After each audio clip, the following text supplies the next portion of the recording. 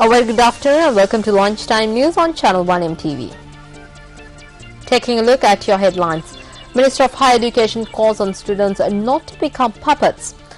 2 more buses to ply on the Southern Expressway. And in international news, Iran lashes out at the United Nations Security Council over the assassination of a nuclear scientist.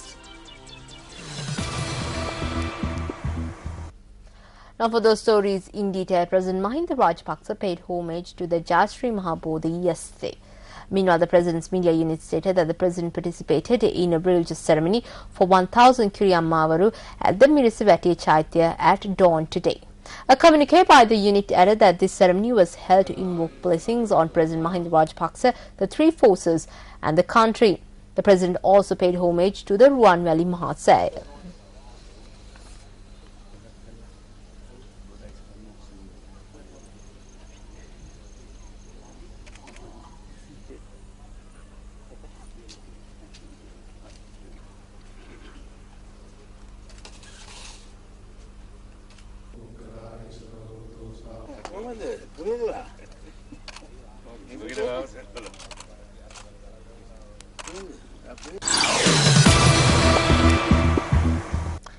Well, Minister of Higher Education S.V. Dissanayake says that people need not approach him in order to establish universities.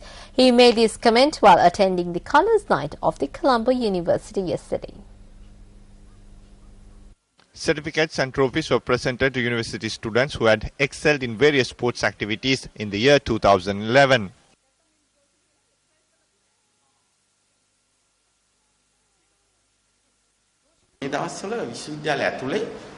මේ දරුවන් ඇතුලේ මම විශාල උණුසුමක් උද්ඝෝෂණයක් සටනක් තියෙනවා. මම ඒකට කැමතියි. පෞද්ගලික විශ්වවිද්‍යාල පනත These days our students are in the mood to engage in protests. I have no problem with this. Their main slogan is to oppose the establishment of private universities. This was first brought forward by former President J.R. Jayawardena. This can't be challenged in any court. If any individual wants to commence a university, they need not come to me, to the Education Ministry or the University Grants Commission.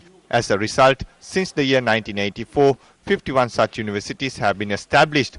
What we are trying to do is to make sure that these institutions are maintained to proper standards. If you think that private universities are a threat to local universities, they should be against all 32 private institutions.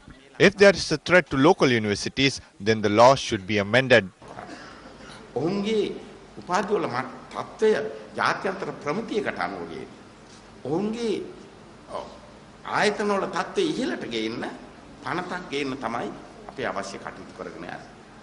දැන් මේ පෞද්ගලික විශ්වවිද්‍යාල රාජ්‍ය විශ්වවිද්‍යාල වලට තර්ජනයක් කියලා හිතනවා නම් අපේ දරුවෝ එහෙනම් ඒකට දැන් ওই තියෙන විශ්වවිද්‍යාල 32ටම විරුද්ධ වෙනවා. අපේ රාජ්‍ය විශ්වවිද්‍යාලට කිසියම් තර්ජනයක් ඒ පෞද්ගලික විශ්වවිද්‍යාල වලින් එනවා නම් ඒක නවත්තන්න නීති රීති අපට ගේන්න ඕන. මම කියන්නේ අතකොළු වෙන්න එපා. මේ විශ්වවිද්‍යාල වෙනස් වෙන්න ඕන. The construction work on the tallest communication tower in South Asia will begin today. The Lotus Tower will be located down Dr. Vijayawardena Mawatha in Colombo, close to the Berry Lake, on a land 3.6 hectares in extent. The tower will be 350 meters in height, making it the tallest tower in South Asia. The Telecommunications Regulatory Commission says that the Lotus Tower will have the capacity to accommodate 50 television stations and 50 radio stations. Work on the tower is scheduled to be completed within 2 years.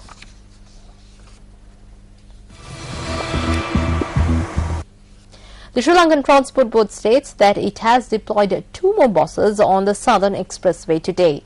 Chairman of the board, MD Bandusena, stated that these 2 buses will commence their journey at 6 and 7 in the morning from Alpitia to Maharagama. He added that the 2 buses will commence their return journey at 4:40 and 6 in the evening from Maharagama to Alpitia. Well, a number of development activities on the western coastal belt commenced from the Uspetake Yav area yesterday. The event took place under the auspices of the Minister of Economic Development, Basil Rajapaksa. The program, which is being conducted by the Coast Conservation Department, is funded by the Minister of Economic Development. 370 million rupees have been allocated for the first phase of the program. Meanwhile, 700 million rupees have been allocated for the second phase of the project, which envisages development of the coastal belt from Halyawata to Uswatkeyawa.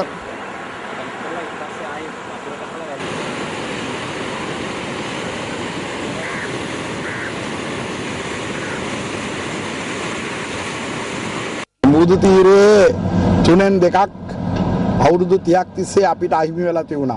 තවත් පැත්තකින් 2/3 of the coastal belt has been lost over the past 30 years. On the other hand, we have lost much of the coastal area due to sea erosion. We have commenced a program to prevent this. Even though a large sum is being spent on this process, we will reclaim the coastal strip that has been lost. දීමේ වැඩසටහන අපි ආරම්භ කරලා තියෙනවා. මේ සඳහා අතිවිශාල මුදලක් වැය වුණත් දීර්ඝ කාලීනව අපේ රටට නැවත අහිමි වෙච්ච භූමිය ඒ ජනතාවට ලැබෙනවා.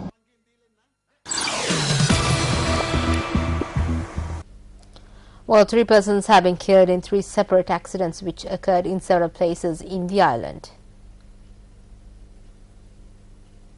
An accident occurred when a private bus collided with a motorbike in the El Arava area along the Badulla-Colombo main road. The motorcyclist had died on the spot. The deceased is a 56-year-old resident of the Balangod area. Meanwhile, a pedestrian has been killed after being hit by a van in Gaul. The deceased is a 70-year-old resident of the Gintota area. A motorcyclist who had fallen into a culvert which was under construction on the Dambulla-Kakirawa main road was found dead. The deceased is a resident of the Mahailupallam area.